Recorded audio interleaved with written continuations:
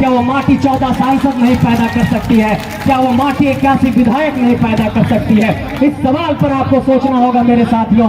एक बात और आपको ध्यान दिलाना चाहता हूं कि हमारे लोग न्यायिक व्यवस्था में कम है, हमारे लोग अफसरशाही में कम है, हमारे लोग पुलिस व्यवस्था में कम है, और इसलिए एक रास्ता आपके पास बचता है कि अपनी माटी के लोगों को चुनकर सदन भेजिए और दिल्ली में सबसे बड़े पंचायत लोकसभा के भीतर भेजिए।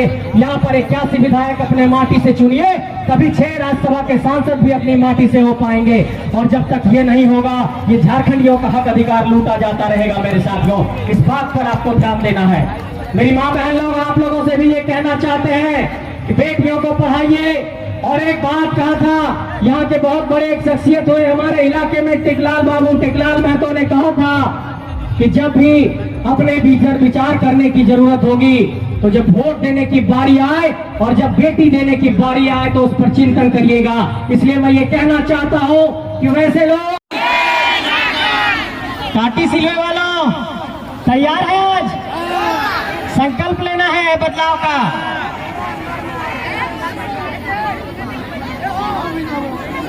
और इधर के साथियों, आप लोग भी तैयार हैं? आप सभी भाइयों को, बहनों को, माताओं को, क्रांतिकारी साथियों को, आयोजन समिति के साथियों को और दूर दराज से चलकर आई मेरी माताओं बहनों को, सबको क्रांतिकारी झारखंडी जोहार पेश करता हूं, नमस्कार पेश करता हूं, आदाब पेश करता हूं।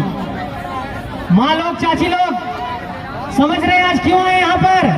एक बार जोर से बोलिए, जय झारखंड, जय झारखंड।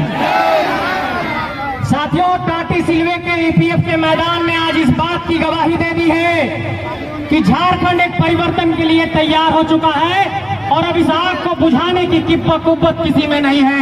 ये आग की ज्वाला अब जल के रहेगी और झारखंड में बदलाव होकर रहेगा।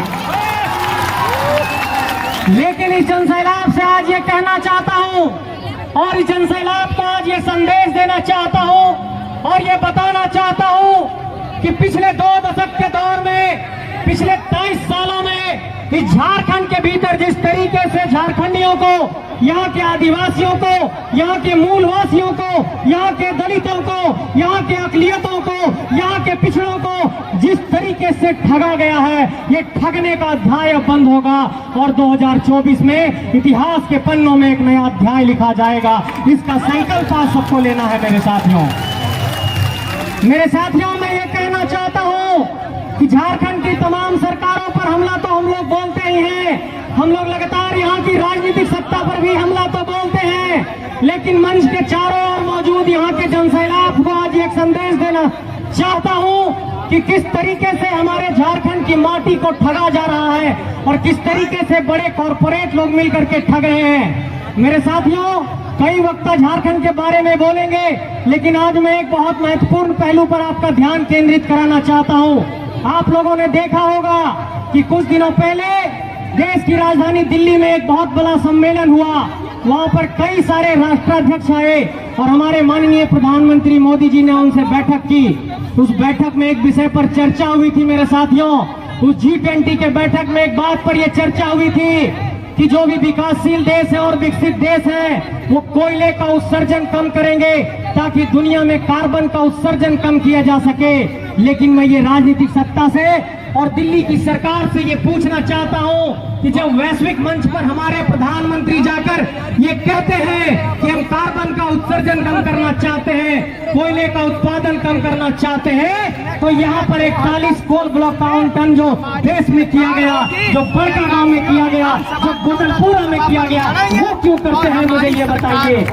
वैश्विक मंच पर कहते हैं कि कोयला का उत्सर्जन कम करेंगे, कार्बन का उत्सर्जन कम करेंगे, कोयला का उत्पादन कम करेंगे, और जो अडानी जैसे लोग हैं उनकी गिद्ध की निगाहें हमारी जमीन पर रहती है कि वहाँ से कोयला निकालेंगे और उनको कोल ब्लॉक का आवंटन देते हैं, ओपन कास्ट माइनिंग का आवंटन देते हैं। इन लोगों की होशियारी को समझना पड़ेगा। झारखंड की सरकार से नहीं लड़ना है आपको, दिल्ली की सत्ता से भी लड़ना होगा, तभी यहाँ पर जमीन बचेगा, तभी यहाँ पर नौकरी बचेगी, तभी झारखंडियों को अधिकार मिलेगा।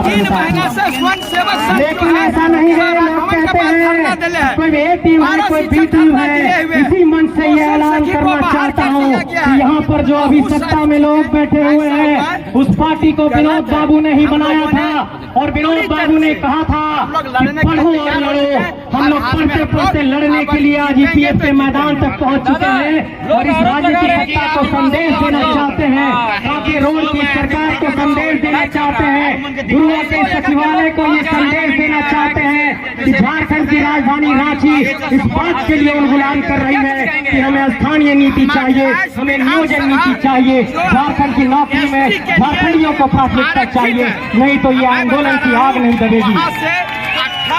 मेरे साथियों, एक बात और कहना चाहता हूँ कि झारखंड के अगर पिछड़ों की आबादी आप गौर करेंगे तो यहाँ पर पिछड़ों की जो आबादी है उसके अनुरूप में यहाँ पर पिछड़ों को आरक्षण नहीं मिला है। आप जानते होंगे कि तमिलनाडु में 69% का आरक्षण लागू है, लेकिन झारखंड में ओबीसी को आज तक 27% का आरक्षण नहीं लागू हुआ और यहाँ पर ओबीसी को आरक्षण नहीं मिला। लेकिन साथियों, इसकी भी होशियारी को समझना होगा। बहुत फिजूल बात करते नहीं, मुद्दे की बात कर रहा हूँ। एक बात की होशियारी को समझना पड़ेगा कि अगर 3.25 करोड़ की आबादी किसी अधिनियम की मांग कर रही है, स्थानीय नीति की मांग कर रही है, नियोजन नीति की मांग कर रही है, और अगर सरकार कोई विधेयक बनाती है तो राजभवन को उस विधेयक को बार बार रिजेक्ट भी नहीं करना चाहिए। राजभवन को भी ये संदेश है कि झारखंडियों के भावना के साथ मत खेलिए, जो विधेयक बनता है उसको कहीं ना कहीं उस पर विचार विमर्श करिए। मेरे साथियों, ये भी कहना चाहता हूँ कि अगर झारखंड के भीतर 2 दशकों के बाद ये लड़ाई की आवाज निकली है और अगर घर घर से निकलकर इस लड़ाई को लड़ने के लिए हम सब नहीं आएंगे तो ये झारखंड में फिर से परिवर्तन नहीं हो पाएगा और इस परिवर्तन को, इस जनसैलाब को एक तरीके से सही दिशा में मोड़कर झारखंड, जो लोग यहाँ पर लूट रहे हैं झारखंड को, चाहे कि यहाँ की नौकरशाही हो, चाहे यहाँ के नेता हो, आपने गौर किया होगा कि यहाँ के नौकरशाह जेलों में बंद है जमीन लूट के मामले में। इस तरीके से कहीं ना कहीं ये दिखाई पड़ता है कि पूजा सिंघल जैसे लोग, छवि रंजन जैसे लोग, वीरेंद्र राम जैसे इंजीनियर इस झारखंड के भीतर नौकरशाही को भी दीमक लगा चुके हैं। इसलिए इस राज्य में सिर्फ नेताओं से नहीं लड़ना है, इस राज्य में नौकरशाही से भी लड़ना है और इस लड़ाई को आप सब अंजाम देंगे। इस लड़ाई को अगर मुकाम तक पहुंचाना है तो बिना आपके सहयोग के ये लड़ाई मुकम्मल नहीं होगी। इस लड़ाई को मुकम्मल करने के लिए एक बार पुनः आह्वान कर रहा हूं कि झारखंड की इस धरती को आइए हम एक नया तेज देते हैं, एक नया आग देते हैं और घर घर से एक आंदोलनकारी पैदा करके झारखंड की धरती में एक उलगुलान को पैदा करते हैं। मेरे साथियों, तैयार हैं आप सब? क्या संकल्प लेने को तैयार हैं? दोनों हाथ उठाइए, जोर से बोलिए जय झारखंड।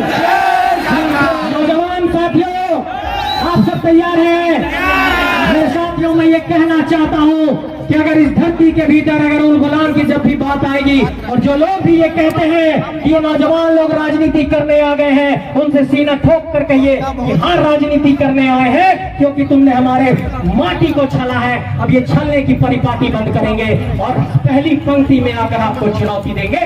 उन लोगों को चुनौती देना सीखे मेरे साथियों।